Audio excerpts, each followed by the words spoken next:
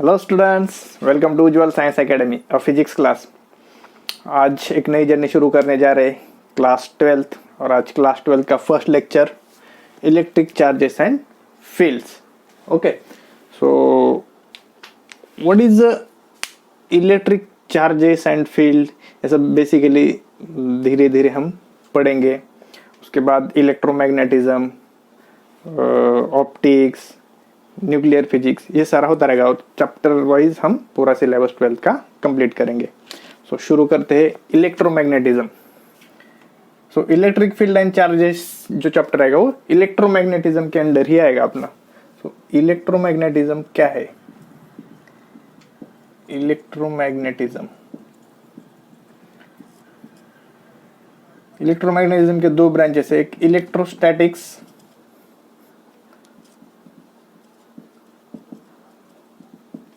and second is a electrodynamics.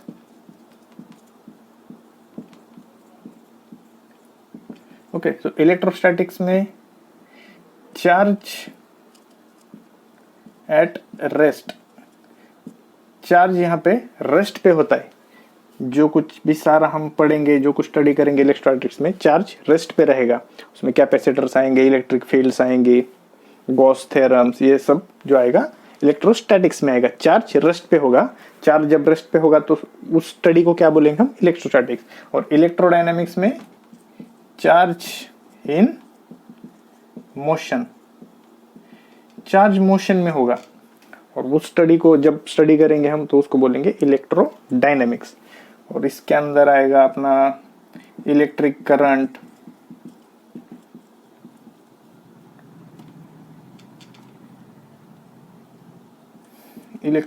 आएगा electrodynamics में, और आएगा इलेक्ट्रोमैग्नेटिक वेव्स आएगा, EMI जिसको बोलते हैं, इलेक्ट्रोमैग्नेटिक वेव्स आएगा, अल्टरनेटिंग करंट्स आएगा, मैग्नेटिज्म आएगा।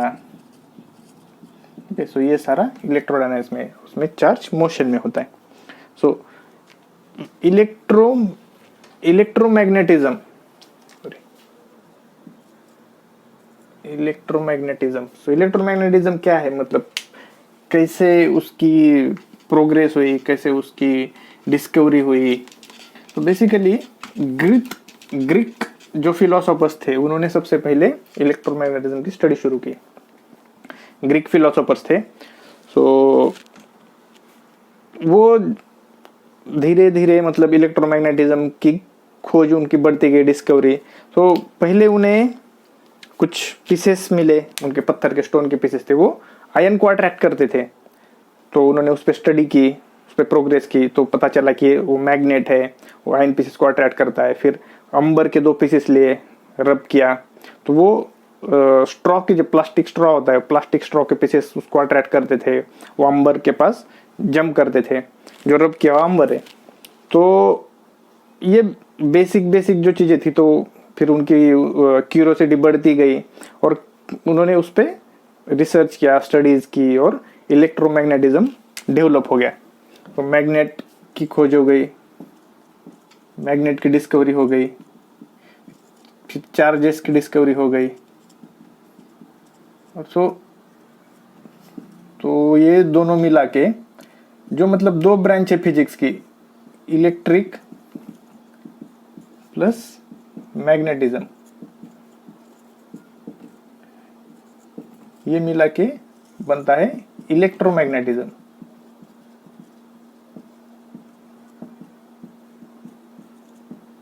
ओके, सो ग्रीक में जो ग्रीक फिलोसोफर्स थे, उन्होंने स्टडी किया ग्रीक, तो इलेक्ट्रिक, चार्जेस, मैग्नेटिक जो सब्सटेंसेस, तो उसमें से इलेक्ट्रोमैग्नेटिज्म का पता चला।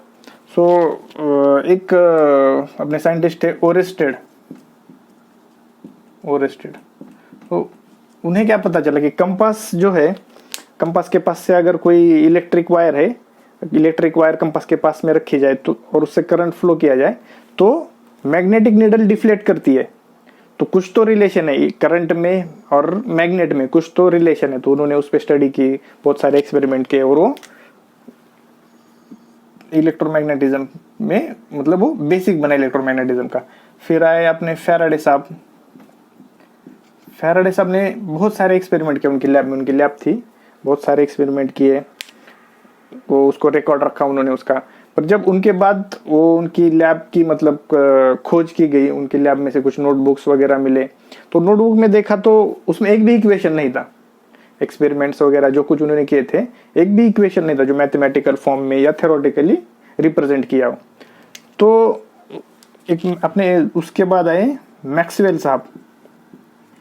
मैक्सवेल साहब ने वो फैराडे के जो सारे एक्सपेरिमेंट्स थे उनको स्टडी किया और उनको मैथमेटिकल फॉर्म में कन्वर्ट किया। उन्होंने क्या किया, इसको मैथमेटिकल फॉर्म में कन्वर्ट किया और उसके इक्वेशंस बनाए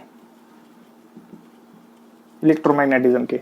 और वो इक्वेशंस ही बोले जाए 3 इक्वेशंस ऑफ मैक्सवेल, जो फेमस है। मैक्सवेल के 3 इक्वेशन जो है वो फेमस है, वही है 3 इक्वेशंस ऑफ मैक्सवेल, वो हम आगे भी पढ़ने वाले। तो इस तरह इलेक्ट्रोमैग्नेटिज्म की प्रोग्रेस होती गई, उन्हें पता चला, फिर साइंटिस्ट आए, उस पर रिसर्च किया आगे आगे। और आज के जो कुछ भी इक्विपमेंट है अपने, जो एडवांस मोबाइल रहे, टेलीविजन, अपना टेलीकम्युनिकेशन, कंप्यूटर्स, ये सारों का बेस इलेक्ट्रोमैग्नेटिज्म है। इलेक्ट्रोमैग्नेटिज्म का जो फिजिक्स है ये सारा इन चीजों के पीछे है, जो आज के हम सारे एडवांस अपने इक्विपमेंट है। Okay, so electromagnetism is a very important branch of physics. So electromagnetism मतलब स्टार्ट कहां से होता है? चार्ज। चार्ज क्या है? Charge is an intrinsic property of fundamental particle. Charge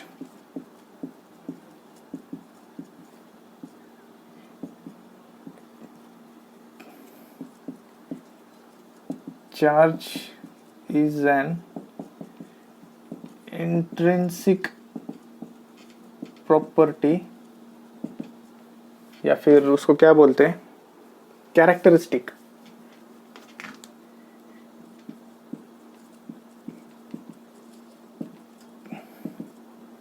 intrinsic characteristic of fundamental particle.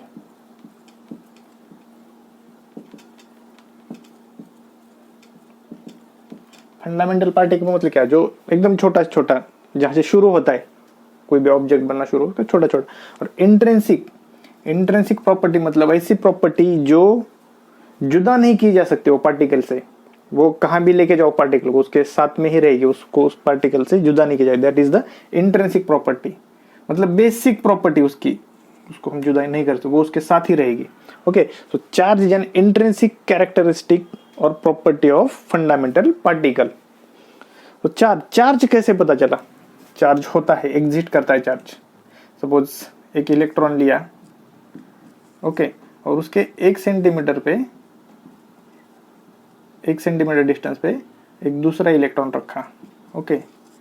तो इलेक्ट्रॉन को मास होता है, कुछ तो मास रहेगा इलेक्ट्रॉन को। क्या है इलेक्ट्रॉन का mass? Mass of electron is 9.1 into 10 to the power minus 31 kg।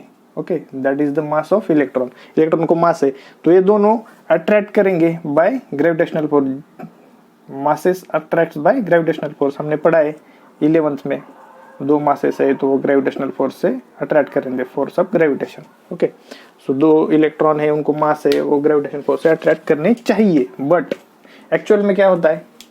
ये दोनों एक दूसरे को रिपेल करते, इलेक्ट्रॉन। क्यों रिपेल करते? तो उनमें मास के अलावा भी कुछ तो ऐसी प्रॉपर्टी है जिसकी वजह से वो एक दूसरे को रिपेल करते, and that is the charge.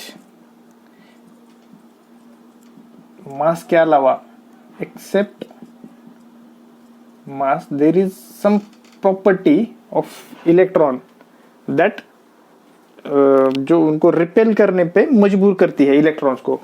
Attract करने के बजाय, अट्रैक्ट करनी चाहिए ग्रेविटेशनल फोर्स की वजह से, बट रिपेल करते हैं। वो क्यों करते हैं? चार्ज की वजह से। एंड देखिए, इलेक्ट्रोस्टैटिक्स फोर्स और इलेक्ट्रिक फोर्स, Fe, 2 इलेक्ट्रॉन्स में इलेक्ट्रिक फोर्स है। वो इलेक्ट्रिक फोर्स जो है ग्रेविटेशनल फोर्स से कई ज्यादा है, बहुत बहुत बड़ा है इलेक्ट्रिक फोर्स। और इलेक्ट्रिक फोर्स क्यों जनरेट होता है? वो चार्ज की वजह से जनरेट होता है। इलेक्ट्रिक फोर्स चार्ज की वजह से और ग्रेविटेशनल फोर्स मास की वजह से। तो मास एक प्रॉपर्टी है इलेक्ट्रॉन की और चार्ज एक प्रॉपर्टी है। तो ऐसे पता चला चार्ज। देखिए, ग्रेविटेशनल फोर्स क्या होगा, दो इलेक्ट्रॉन के बीच का ग्रेविटेशनल फोर्स होता है 5.5 इंटू 10⁻⁻67 न्यूटन, और इलेक्ट्रिक फोर्स क्या होता है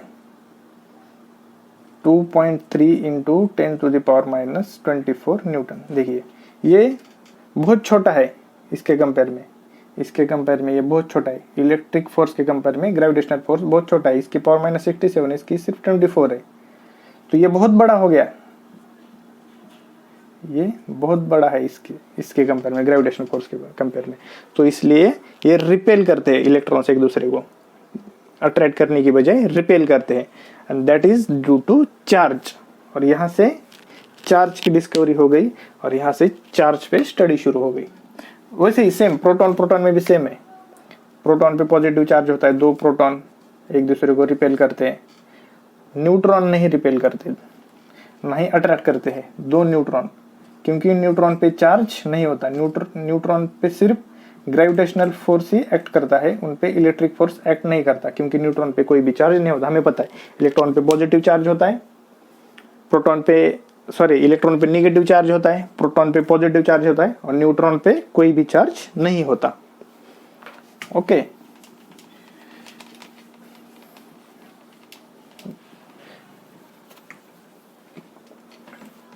एंड चार्ज का सिंबल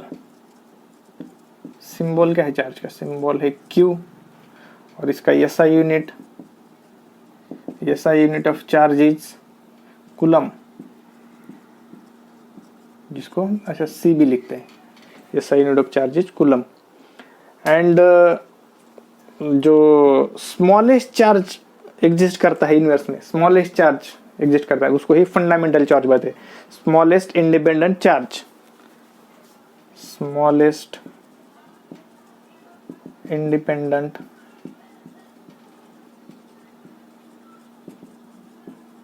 charge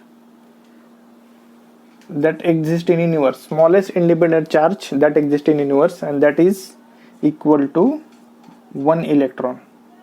एक इलेक्ट्रॉन पे जितना चार्ज होता है ना, वो एक फंडामेंटल चार्ज है, वो उसको ही फंडामेंटल चार्ज ही बोलते हैं। ओके, स्मॉलेस्ट इंडिपेंडेंट चार्ज, जो छोटे से छोटा, सबसे छोटा यूनिवर्स में चार्ज जो एग्जिस्ट करेगा वो है 1 इलेक्ट्रॉन पे जितना चार्ज होता है वो चार्ज, मतलब ऑल इलेक्ट्रॉन का charge, and that is called as a fundamental charge.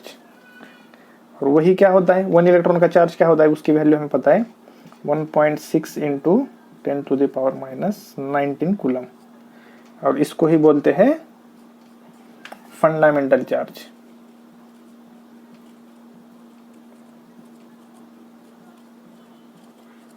Fundamental charge की वैल्यू क्या है 1.6 इंटू 10⁻⁻19 कूलम, वो जो कि एक इलेक्ट्रॉन पे होता है। Smallest independent charge, dependent charge तो बहुत है, वो रहेंगे 1/2, 0.5, बहुत सारे 2/3 ऐसे रहेंगे, बट एक इलेक्ट्रॉन पे क्या होगा, जो चार्ज है वही चार्ज होगा फंडामेंटल चार्ज, और वही यूनिवर्स में सबसे स्मॉलेस्ट इंडिपेंडेंट चार्ज है। Okay, got it. और चार्ज दो टाइप के होते हैं, 2 types of charges.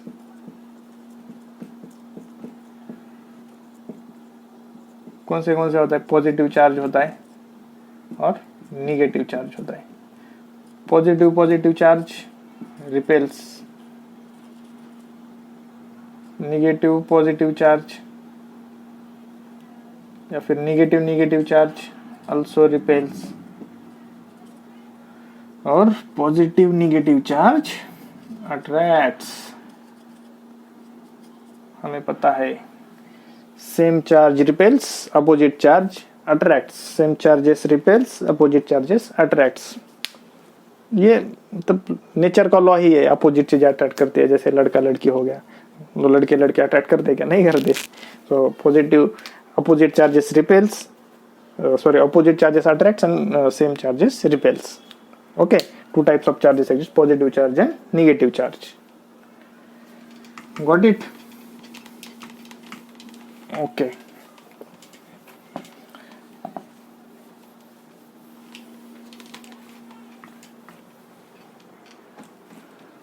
So conservation of charge.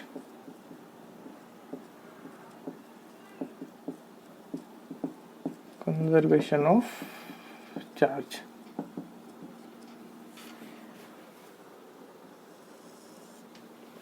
Charge conserve रहता है हमेशा, like energy, charge always conserve रहता है। Charge can neither be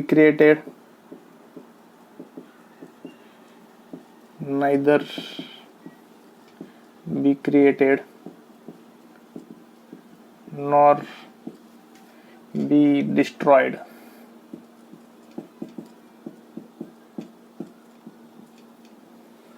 and charge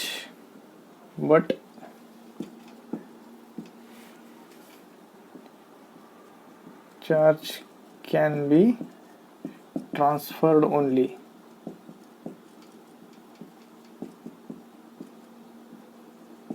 okay, charge को हम बना भी नहीं सकते, चार्ज को डिस्ट्रॉय भी नहीं कर सकते, चार्ज को सिर्फ हम ट्रांसफर कर सकते हैं। That is the conservation of charge. Charge हमेशा कंजर्व्ड रहता है।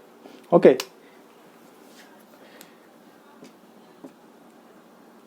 Charge of an isolated system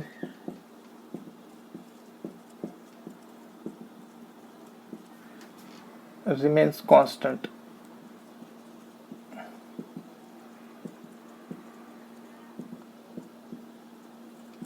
system है, आइसोलेटेड सिस्टम में, तब क्या, जुदा, दुनिया से उसको दूर कर दिया, दुनिया से अलग आइसोलेट किया। आइसोलेटेड सिस्टम, सपोज एक डिब्बा है, ये आइसोलेट किया है और उसके बीच में कुछ चार्जेस रख दिए। Okay, 1 coulomb +1 coulomb -2 coulomb +3 coulomb, ये चार्जेस है, मतलब आइसोलेटेड सिस्टम है। Isolated system. Okay, charge of an isolated system remains constant. तो एक सिस्टम आइसोलेटेड सिस्टम है, इसके अंदर जो चार्ज रखा है ये कांस्टेंट रहेगा कभी भी। ये चार्ज इस पे इतना ही रहेगा, इसका सम कितना आएगा, 2 3 4 -2 -2, तो टोटल चार्ज इस पे -2 कूलम ही रहेगा हमेशा। ओके, सो कैसे, देखिए, अगर ये चार्ज है, इसको एक डब्बा है, सपोज एक डब्बे के अंदर चार्जेस बंद किए और ऐसे ऐसे ऐसे हमने उसको हिला दिया, तो चार्जेस क्या होंगे, ट्रांसफर हो गए, प्लस माइनस जो कुछ है होगा। एक डब्बे को हमने ऐसा शेक कर दिया। ओके, तो उसमें क्या हो गया, ये +2 कूलम +3 कूलम और तीसरा चार्ज, ये चार्ज बताइए क्या होगा। एक डब्बा है, उसके अंदर चार्जेस रख दिए, शेक किया, तो ये इसका स्ट्रक्चर चेंज हो गया, चार्जेस का स्ट्रक्चर चेंज हो गया। तो ये चार्ज क्या आएगा, हमें पता है charge upon isolated system remains constant. तो इसमें टोटल चार्ज, नेट चार्ज जितना है उस इस पे भी नेट चार्ज उतना ही होना चाहिए। Net charge of both the system should be same, क्योंकि charge of an isolated system remains constant. तो ये चार्ज कैसे निकालेंगे, चलो इसको बोलते हैं Q1 + Q2 + Q3, Q1 Q2 Q3, ये 3 चार्ज है। Net charge is equal to this net charge. इसका नेट चार्ज क्या है, suppose Q1 dash + Q2 dash + Q3 dash. चलो Q1 क्या है, 1 -2 + 3 इज इक्वल टू, ये क्या है, 2 + 3 + Q3 डैश। तो ये क्या आएगा, 2 4 -2, ये क्या आएगा, 5 + Q3 डैश। ये 5 आके इधर,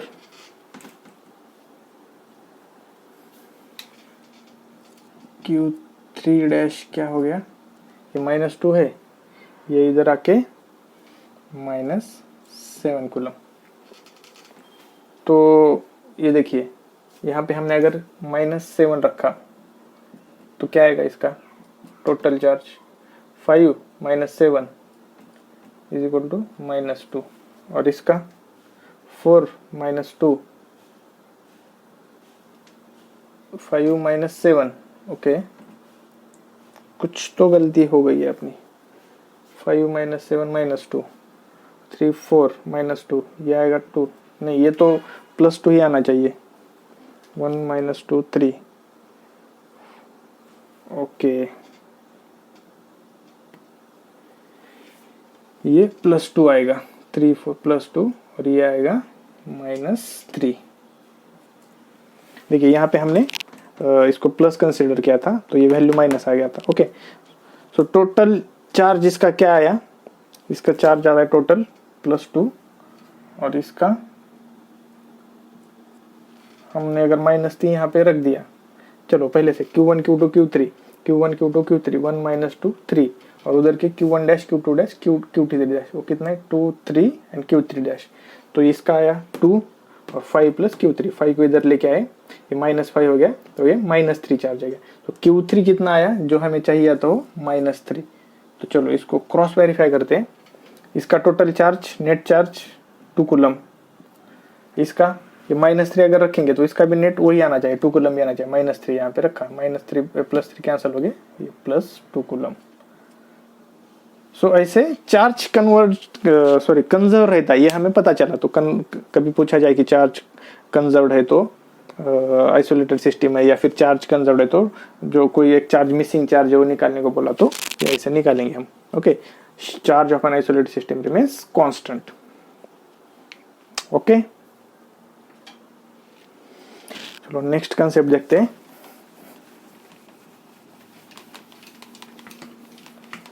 क्वांटाइजेशन ऑफ चार्ज।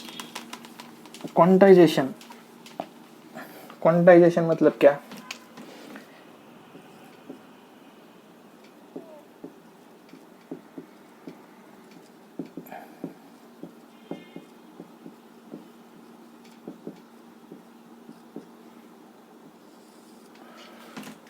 क्वांटाइज्ड कोई भी चीज, क्वांटाइज्ड मतलब क्या होती है? Fixed amount.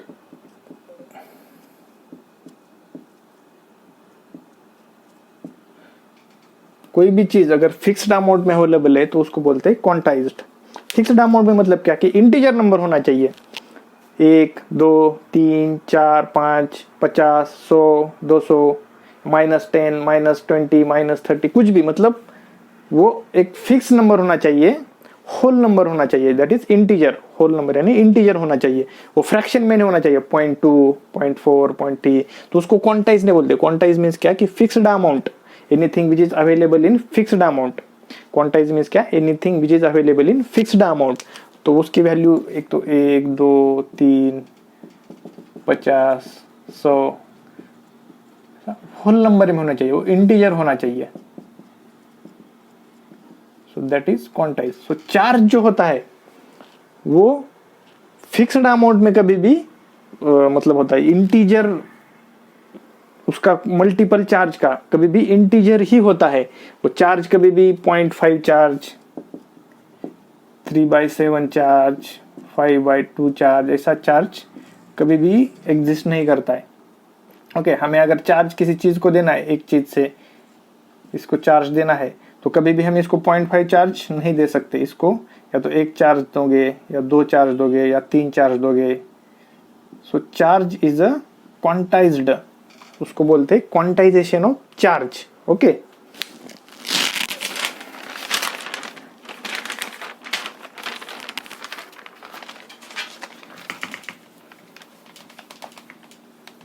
Anything which is available in fixed amount is called as quantized. Smallest charge हमें पता है, हमने पहले भी देखा था। Smallest charge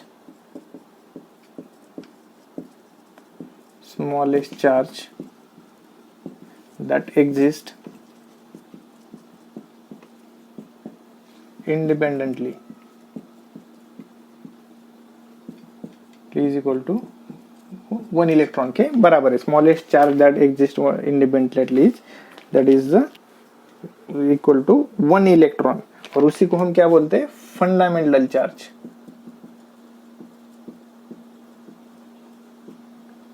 fundamental charge. Okay, smallest charge that exist independently is 1 electron के बराबर चार्ज होता है, और उसी को बोलते हैं fundamental charge. Charge always exist in multiple integer. Charge always exist in integral multiple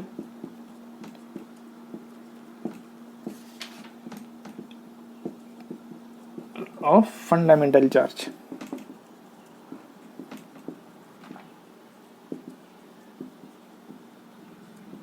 charge always exist in integral multiple of fundamental charge, मतलब 1e 2e 3e to NE और -1e -2e -3e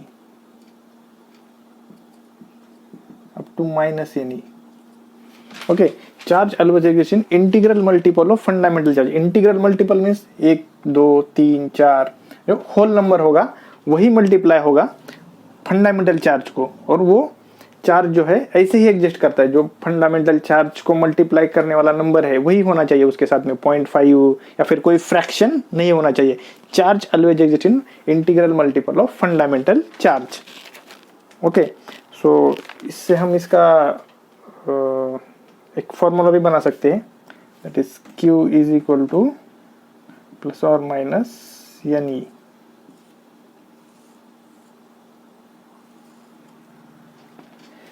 तो Q क्या है?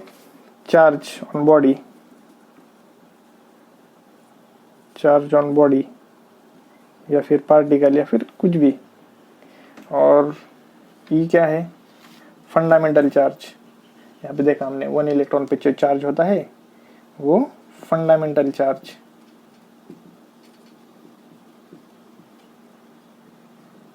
और N क्या है? N है integer.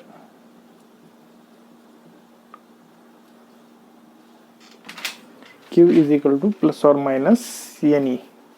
तो जो फिक्स अमाउंट में चार्ज है, जो जिसका मल्टीपल इंटीजर नंबर है, वही चार्ज हम ट्रांसफर कर सकते हैं और वही यूनिवर्स में एग्जिस्ट करता है। ओके, तो कोई चार्ज अगर हमें देना है किसी बॉडी को, तो वो integral multiple of fundamental charge होना चाहिए। कोई चार्ज अगर हमें किसी दूसरी बॉडी को देना है तो integral multiple of fundamental charge होना चाहिए। चलो सपोज एक एग्जांपल देखते हैं, ऐसे ही प्रैक्टिस एग्जांपल। ओके, तो can charge of 8 into 10 to the power minus 18,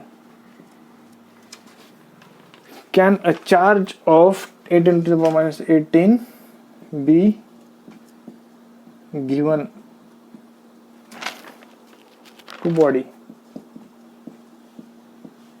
हमें पूछा है कि इतना चार्ज है 8 into 10 to the power minus 18, ये चार्ज हम किसी दूसरी बॉडी को दे सकते हैं क्या? ओके, सो देखते हैं। Q इज इक्वल टू हमें पता है NE। ओके, तो यहाँ पे चार्ज Q, चार्ज हमें दिया है 8 into 10 to the power minus 18 का चार्ज है। N हमें देखना है, अगर वो इंटीजर रहा है N तभी हम वो चार्ज दे सकेंगे, तो N को निकालना है। और E, इलेक्ट्रॉन पे कितना चार्ज है?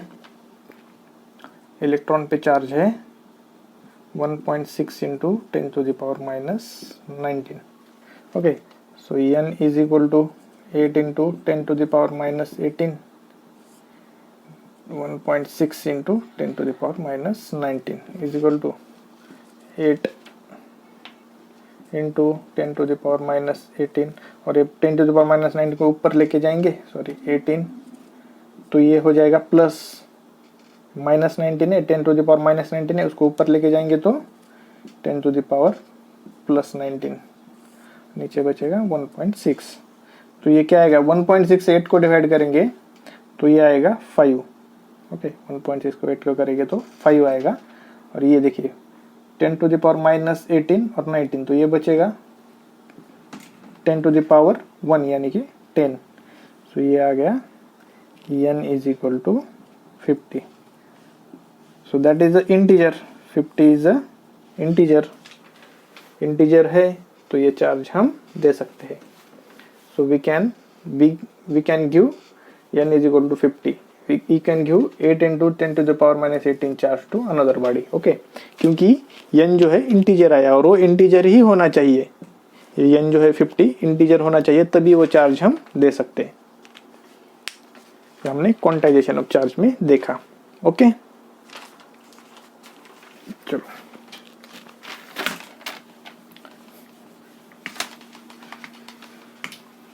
नेक्स्ट देखते हैं ways to charge. Okay, ways to charge, किसी बॉडी को चार्ज कैसे करते हैं, उसके क्या क्या वेज है। तो उसका फर्स्ट वे है बाय कंडक्शन।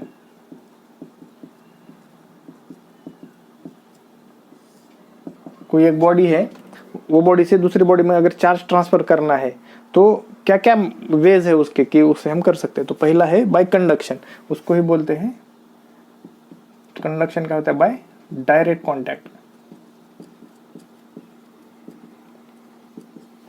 ओके, सपोज एक बॉडी है, इस पे कुछ तो चार्ज है, एक दूसरी बॉडी है, वो न्यूट्रल है। ओके, चार्ज है, ये चार्ज्ड है और ये न्यूट्रल है। तो हमें इससे इसमें चार्ज ट्रांसफर करना है। तो bye conduction means by direct contact. तो ये दोनों बॉडी को कांटेक्ट में लाएंगे।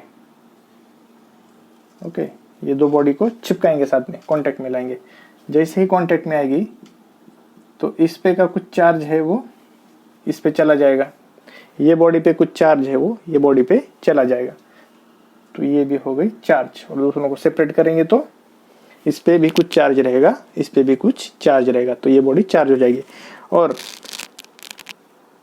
ये बॉडी पे मतलब उतना ही नहीं, अभी हमने यहाँ देख रहा है, चलो सेम चार्ज आया है, डिफरेंट चार्ज भी रहेगा। इस पे कुछ चार्ज है, इस पे सेम चार्ज है, डिफरेंट चार्ज है। सेम चार्ज कब आता है इस बॉडी पे? सेम चार्ज कब आता है? जब ये बॉडी का शेप,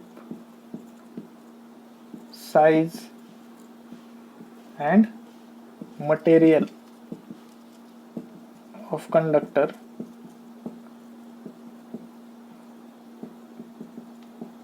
इज सेम। अगर दोनों बॉडी का shape, size and material of conductor, इनका दोनों का मटेरियल अगर सेम रहा तो दोनों में इक्वली डिस्ट्रीब्यूट चार्ज आएगा, दोनों पे सेम चार्ज आएगा। सपोज एक बॉडी पे ये क्यू चार्ज है और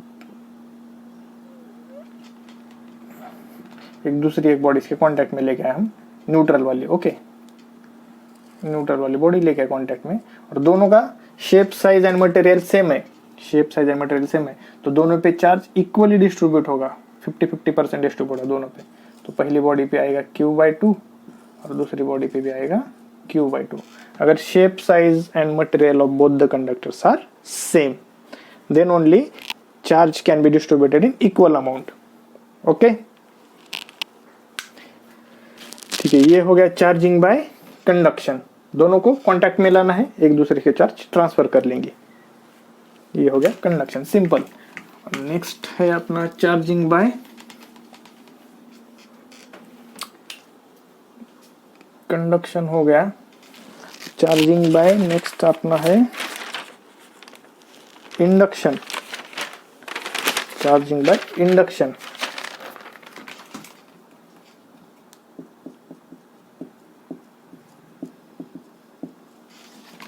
और ये क्या है? बाय इनडायरेक्ट कांटेक्ट, और ये बाय विदाउट कांटेक्ट।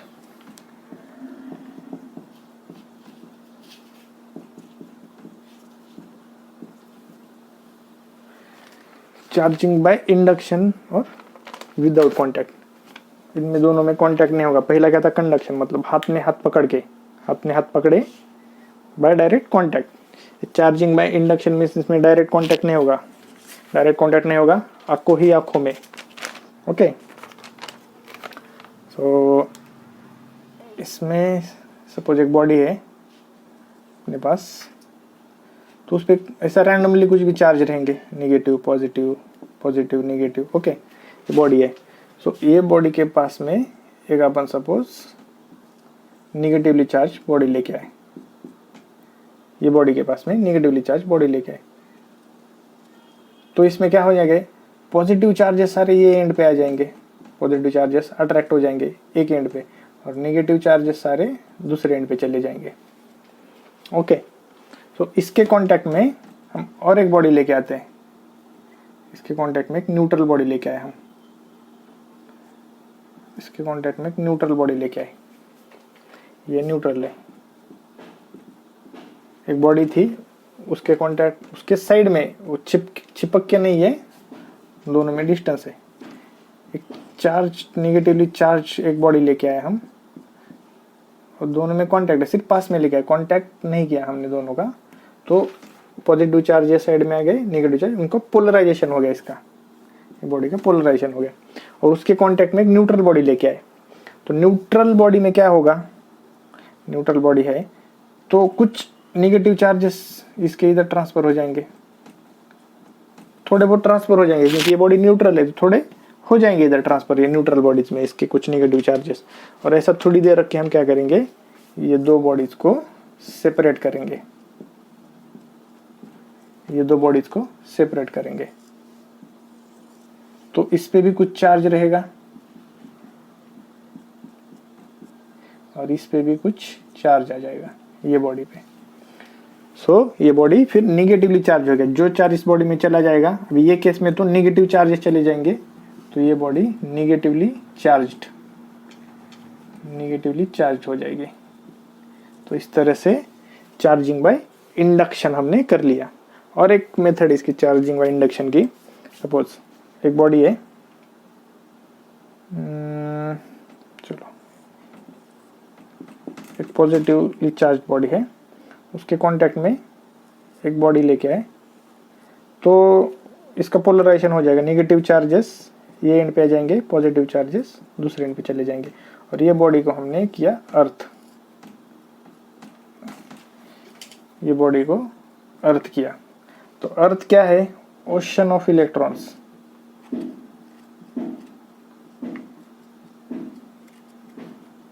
अर्थ को क्या बोलते हैं, ओशन ऑफ इलेक्ट्रॉन्स बोलते हैं। अर्थ में बहुत सारे इलेक्ट्रॉन होते हैं, सागर है, इलेक्ट्रॉन्स का सागर है, तो बहुत सारे इलेक्ट्रॉन होते हैं अर्थ के, इसलिए इसको बोलते हैं ओशन ऑफ इलेक्ट्रॉन।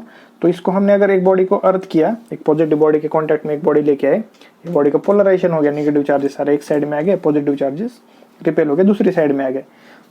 तो उसको अर्थ किया वो बॉडी को, तो यहाँ पे पॉजिटिव चार्जेस है, इसलिए इलेक्ट्रॉन नेगेटिवली चार्ज है, इलेक्ट्रॉन चले जाएंगे इधर, इलेक्ट्रॉन सब दौड़ेंगे, देखेंगे यहाँ पे, अरे वाह पॉजिटिव चार्ज है, चलो चले जाएंगे। तो इलेक्ट्रॉन निकले यहाँ से, यहाँ पे आएंगे, इलेक्ट्रॉन सारे जमा होंगे, इलेक्ट्रॉन जमा होना चालू हो जाएंगे, बहुत सारे इलेक्ट्रॉन यहाँ पे ओके जमा होंगे जमा होंगे जमा होंगे। और थोड़ी देर बाद हम क्या करेंगे, ये अर्थिंग निकाल देंगे, ये अर्थिंग को डिस्कनेक्ट कर देंगे।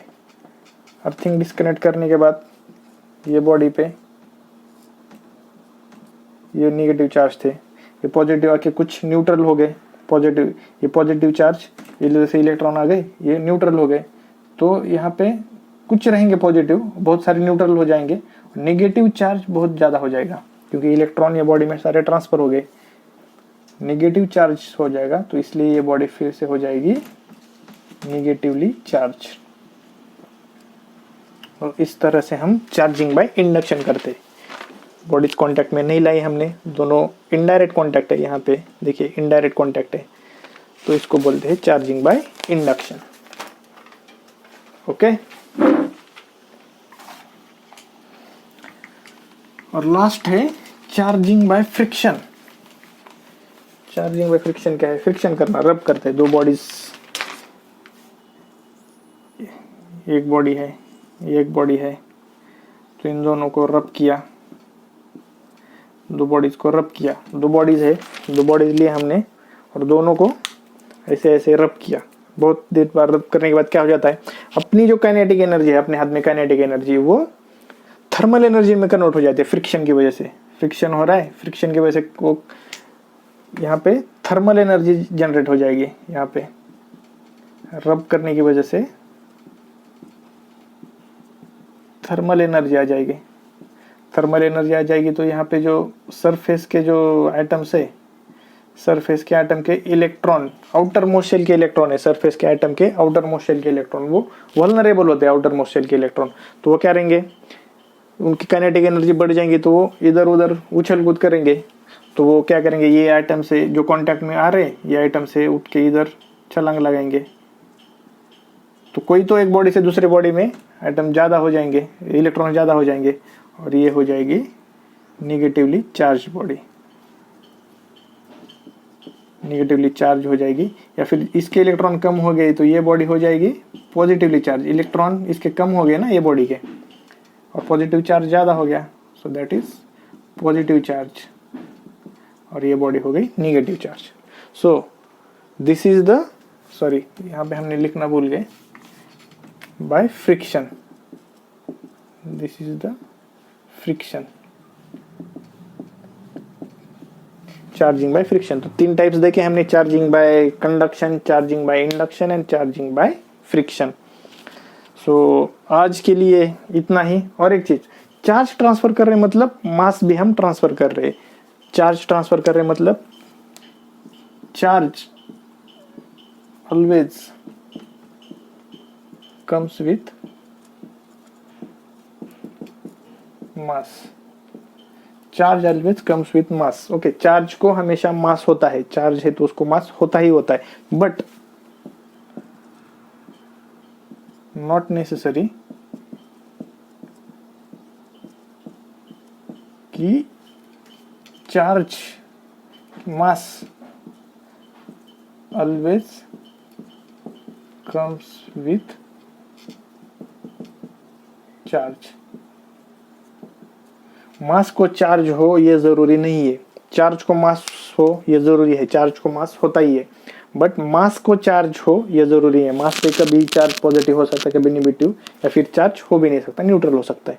So it is not necessary that mass always comes with charge, ये नेसेसरी नहीं है कि मास पे चार्ज हो, बट चार्ज के लिए मास जरूरी है। ओके, सो अगर हमने चार्ज ट्रांसफर कर रहे हैं, चार्ज का ट्रांसफर कर रहे हैं तो मास का भी ट्रांसफर हो जाता है वहां पे। चार्ज ट्रांसफर मीन्स मास का ट्रांसफर, क्योंकि चार्ज को मास होता है, चार्ज ट्रांसफर कर रहे मतलब मास भी ट्रांसफर कर रहे। Okay, so this is for today. आज के लेक्चर के लिए इतना ही, और नेक्स्ट देखेंगे कुलम्ब्स लॉ, गॉस लॉ, ये आगे देखेंगे। तो बने रहिए, और सारे एक के बाद एक वीडियो रिलीज होंगे, अपने शेड्यूल भी हम दे देंगे। सो आज से तो 12 शुरू हो गया है, तो पढ़ाई अभी स्टार्ट कीजिए, जम के पढ़ना। तो अभी कॉम्पिटिटिव का भी तैयारी करना है, बोर्ड का भी करना है आपको। सो आज के दिन से ही, फर्स्ट डे से ही तैयारी अच्छे से स्टार्ट कर दीजिए। All the best and keep studying. Okay, bye, take care.